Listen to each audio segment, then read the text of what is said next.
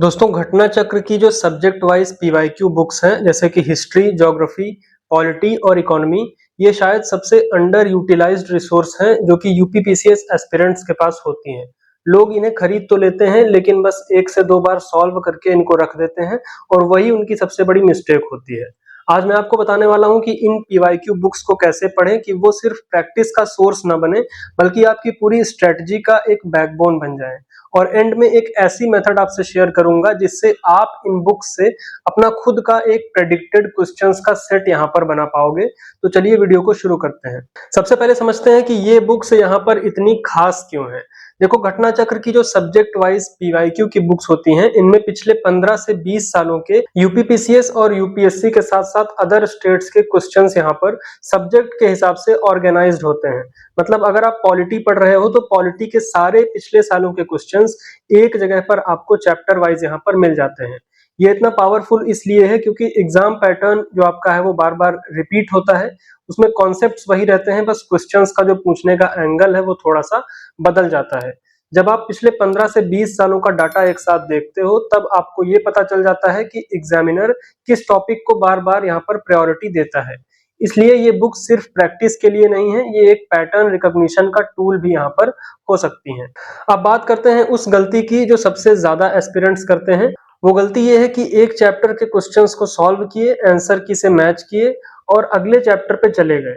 इसमें प्रॉब्लम ये है कि आप यहाँ पर सिर्फ क्या सही है ये सीख रहे हो, लेकिन क्यों सही है और ये टॉपिक कितनी बार पूछा गया है, ये दोनों चीजें यहाँ पर मिस हो जाती हैं। दूसरी गलती जो एस्पिरेंट्स करते हैं वो ये है कि लोग सिर्फ वही क्वेश्चंस पढ़ते हैं जो उन्हें आते हैं और गलत होने वाले क्वेश्चंस को वो स्किप कर देते हैं, जबकि गलत हुआ क्वेश्चन ही आपको सबसे ज्यादा सिखाता है। तो इसका सही तरीका ये है कि जब भी आप कोई नया चैप्टर स्टार्ट करो घटना चक्र की किताब में, तो पहले उसके सारे क्वेश्चंस को सिर्फ एक बार पढ़ लो, उनको सॉल्व मत करो। सिर्फ ये देखो कि किस टाइप के क्वेश्चंस वहां पर पूछे गए हैं। इससे आपको उस चैप्टर का एग्जाम पैटर्न जो है वो पता चल जाता है। कौन सी चीज डायरेक्ट फैक्ट बेस्ड पूछी जाती है, कौन सी स्टेटमेंट बेस्ड और कौन सी असर्शन रीजन टाइप से पूछी जा रही है।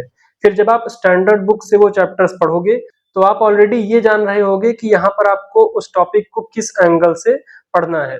अब यहाँ पर एक इंपॉर्टेंट टेक्निक ये है कि हर क्वेश्चन को सॉल्व करने के बाद आपको उसको 3 कैटेगरीज में डालना है अपने नोट्स में। पहली कैटेगरी है ऐसा क्वेश्चन जो आपको बिल्कुल श्योर आ रहा है, मतलब जो कॉन्सेप्ट आपको बिल्कुल क्लियर है, उसे रिवाइज करने की भी जरूरत नहीं है। दूसरी कैटेगरी है कंफ्यूजन वाला क्वेश्चन जो आपसे गलत हुआ या जिसमें आप डाउट में थे। और तीसरी कैटेगरी है नया फैक्ट जो आपको इस क्वेश्चन से पहली बार पता चला। जब आप इस तरह से कैटेगराइज करते हो तब आपका रिवीजन बहुत टारगेटेड हो जाता है और एग्जाम से पहले आपको सिर्फ कंफ्यूजन वाला और नया फैक्ट वाले सेक्शंस दोबारा देखने होते हैं। पूरी की पूरी बुक आपको दोबारा से नहीं पढ़नी पड़ती है।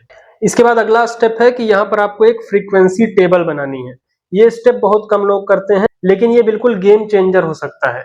हर चैप्टर के एंड में एक सिंपल सा फ्रीक्वेंसी टेबल आपको बनाना है कि कौन सा जो सब टॉपिक है वो कितनी बार पूछा गया है पिछले सालों में। फॉर एग्जाम्पल अगर पॉलिटी के फंडामेंटल राइट चैप्टर में आप देखते हो कि आर्टिकल 32 पर 5 बार क्वेश्चन आया है पिछले 15 सालों में, तो आपको ये पता चल जाता है कि ये एक हाई प्रायोरिटी वाला टॉपिक है। इससे आप अपना टाइम एलोकेशन यहाँ पर स्मार्टली कर पाओगे और जो टॉपिक्स यहाँ पर ज्यादा बार पूछे गए हैं उन पे आप ज्यादा ध्यान दोगे।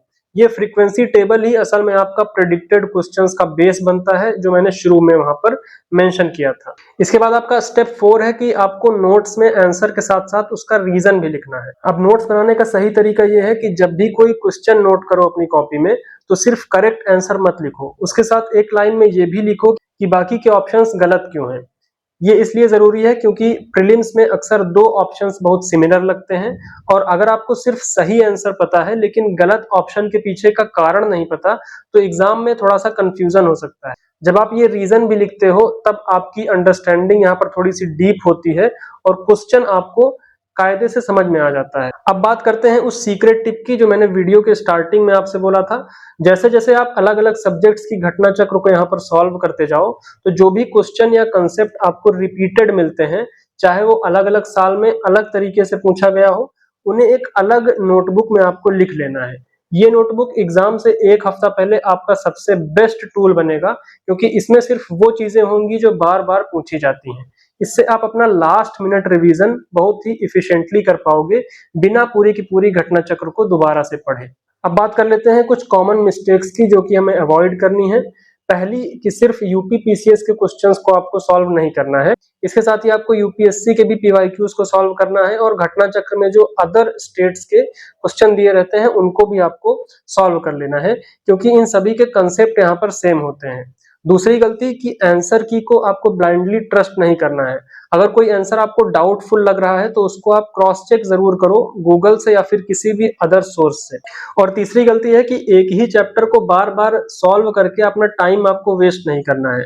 आपको एक बार उस चैप्टर के सही तरीके से नोट्स बना लेने हैं घटना चक्र के, और बाद में सिर्फ उन नोट्स को रिवाइज करना है। इससे आपका काफी सारा टाइम यहाँ पर बच जाएगा। तो चलिए अब जल्दी से रिकैप कर लेते हैं कि पूरे वीडियो में हमने क्या डिस्कस किया। सबसे पहली बात कि चैप्टर स्टार्ट करने से पहले क्वेश्चंस को आपको एक बार पढ़ना है और उनका पैटर्न समझना है। इसके बाद दूसरी बात कि हर क्वेश्चन को आपको 3 कैटेगरीज में डिवाइड करना है। एक जिसमें आप बिल्कुल श्योर हो, दूसरी कैटेगरी जिसमें कंफ्यूजन है, और तीसरी कैटेगरी जिसमें आपको कोई नया फैक्ट मिल रहा है। इसके बाद आपको हर चैप्टर का एक फ्रीक्वेंसी टेबल बनाना है। फिर फोर्थ पॉइंट था कि नोट्स में आपको क्वेश्चन क्यों सही है या फिर क्यों गलत है उसके पीछे का रीजन भी लिखना है आंसर के साथ साथ। और फिफ्थ पॉइंट है कि रिपीट होने वाले क्वेश्चन को आपको अलग से एक हाई यील्डिंग नोटबुक में लिख लेना है, जो कि आपको एग्जाम से पहले रिवीजन के लिए बहुत ही हेल्पफुल साबित होगी। तो अगर ये मेथड आपको यूजफुल लगा तो कमेंट्स में लिखिए PYQ, और मैं अगली वीडियो में एक सैंपल फ्रीक्वेंसी टेबल और एक हाई यील्डिंग नोटबुक का फॉर्मेट आपके साथ शेयर करूंगा, जिससे आप डायरेक्टली फॉलो कर सकते हो। इसके साथ ही वीडियो पसंद आए तो वीडियो को लाइक कीजिए, अपने उन दोस्तों के साथ शेयर कीजिए जो यूपी पीसीएस या फिर किसी अदर एग्जाम की तैयारी करते हैं, और चैनल को सब्सक्राइब जरूर कर लीजिए ताकि ऐसी ही प्रैक्टिकल स्ट्रेटजी वीडियोस आपको मिलती रहें। मिलते हैं अगली वीडियो में। जय हिंद।